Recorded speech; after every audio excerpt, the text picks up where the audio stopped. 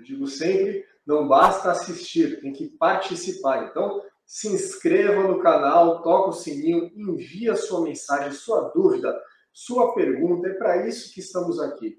Diga, doutor. Então, pessoal, tá aí o WhatsApp do Caco no rodapé, para quem quiser enviar comentário, pergunta, sua dúvida.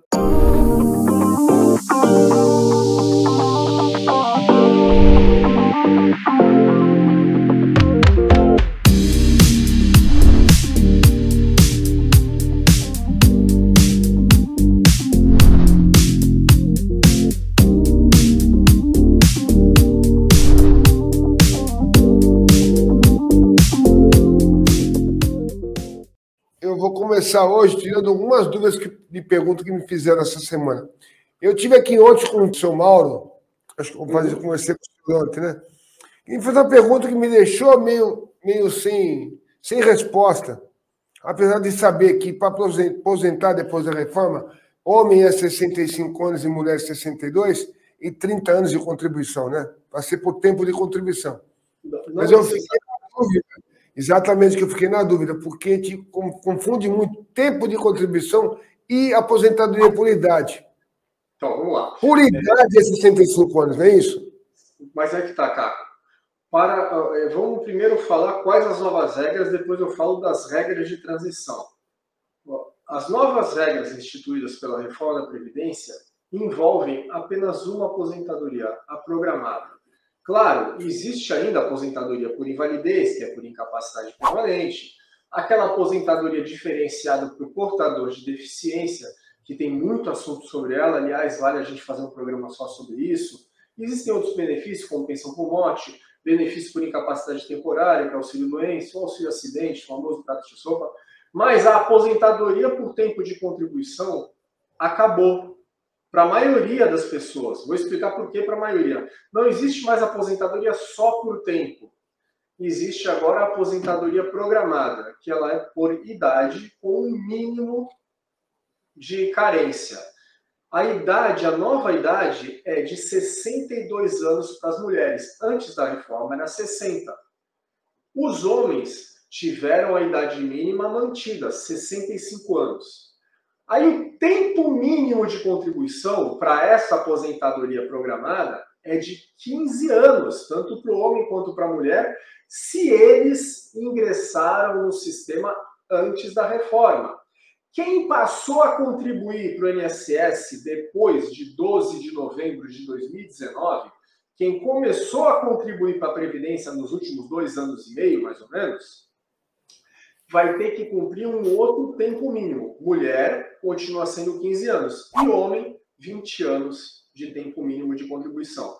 Então, aí o pessoal fala, nossa, mas eu estou longe dessa idade. Não, tudo bem, existem as regras de transição para quem já se encontrava próximo de se aposentar. Aí o pessoal fala, mas eu estava quase completando o meu tempo de 35 anos. Calma, se você estava bem perto, você pode se beneficiar das regras de transição. Então, não precisa necessariamente cumprir essas novas regras da aposentadoria programada. Mas a regra é para a maioria das pessoas que não estavam perto de se aposentar. Por quê? Quem não estava perto de se aposentar vai ter que cumprir idade mínima de 65 anos para o homem e 62 para a mulher e tempo mínimo, carência de 15 anos para o homem que entrou no INSS antes da reforma, 20 anos para o homem que começou a contribuir após a reforma e 15 anos para a mulher em qualquer situação. Agora vamos falar das regras de transição. Antes da reforma existia aposentadoria por tempo.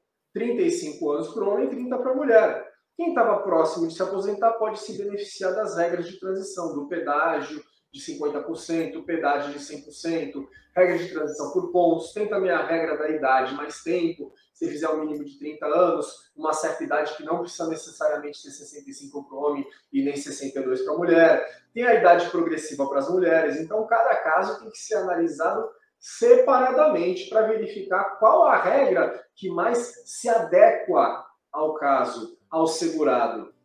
Mas a regra geral é essa, quem estava próximo de se aposentar tem que fazer o cálculo para ver se pode se enquadrar em uma das regras de transição, porque se não se beneficiar de nenhuma regra de transição, vai ter que cumprir a nova regra, idade, aposentadoria programada com idade mínima. Aí fala, doutor, mas como é que eu faço esse cálculo? Aí vem outro e fala, mas eu já olhei lá no INSS, o simulador diz que eu não estou em nenhuma regra de transição, que eu só vou me aposentar daqui a 10 anos. Pois bem, aquele simulador do INSS, eu não vou ser tão radical como a maioria das pessoas que fala que o simulador está tudo errado. Não é. Tem erros, sim, mas ele pode servir de base. Aquilo lá demonstra qual a visão do INSS. Ocorre que o simulador computa um tempo de serviço com base no CNIS, Cadastro Nacional de Informações Sociais. O simulador de aposentadoria do INSS, para quem não sabe, é uma tela que mostra quando que a pessoa vai se aposentar. Ele conta um tempo de serviço que o INSS reconhece, e não o tempo real do segurado, que na grande maioria dos casos é maior do que aquele que está lá no sistema da Previdência. O simulador não conta como tempo de serviço vínculos empregatícios antigos da carteira de trabalho, hoje as contribuições não foram recolhidas pelo patrão, pelo empregador. E tem aqueles contratos de 1970, início de 80, dá uma olhada que é bem capaz que eles não estejam no CNIS. O simulador não computa automaticamente tempo de serviço especial, só se for reconhecido pelo INSS ou pela Justiça. Aquele tempo de serviço exercido em condições que exponham o trabalhador a risco de vida ou a perigo, ou o submetam a agentes insalubres, agentes prejudiciais à sua integridade física ou à sua saúde. O simulador não conta como tempo de serviço o auxílio-doença. Sabiam disso? Tem que contar. O auxílio-doença conta como tempo de serviço, inclusive para carência, quando exercido entre contribuições. Isso é outra história, mas pode ser computado. O simulador não mostra que o segurado pode se beneficiar da contagem do portador de deficiência.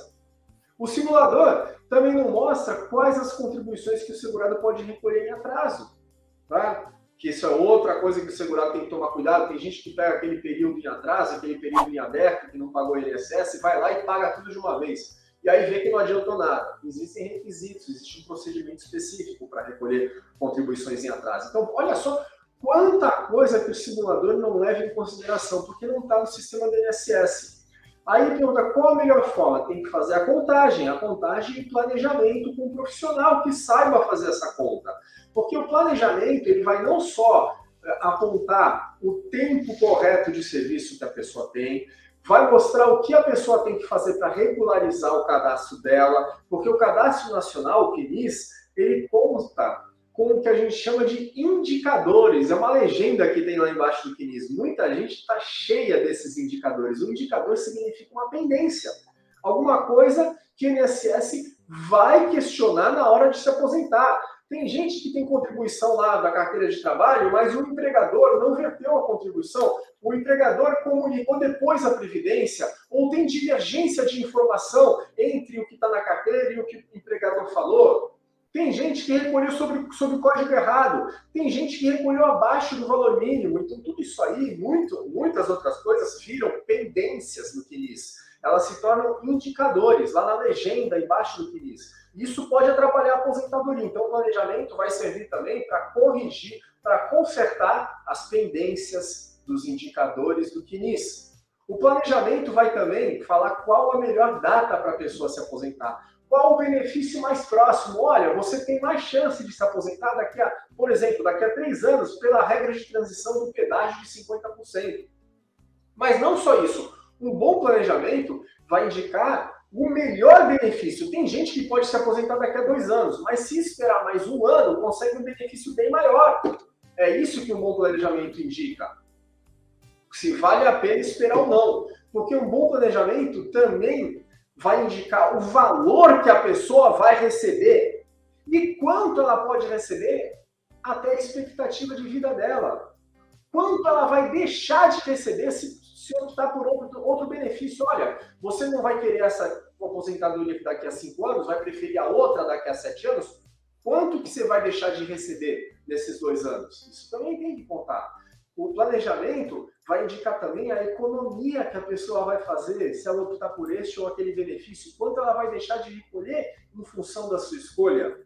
E, por fim, um bom planejamento vai indicar qual o melhor valor para a pessoa contribuir, a fim de obter o maior valor possível, a maior renda possível. Porque tem gente, Caco, que passa a recolher valor no teto, no máximo da Previdência, e descobre no final que não adiantou nada. Tem gente que continua contribuindo com o salário mínimo e depois descobre que se aumentasse só um pouquinho, podia melhorar muito a sua renda. Tem gente que fala, então eu vou contribuir na média, vou contribuir com 4 salários mínimos, ou sobre 4 salários mínimos. Não é assim, você está chutando o valor para contribuir. Você pode estar jogando dinheiro fora, ou pode estar perdendo a oportunidade de conseguir uma aposentadoria muito maior. Para isso que serve o planejamento. Ok?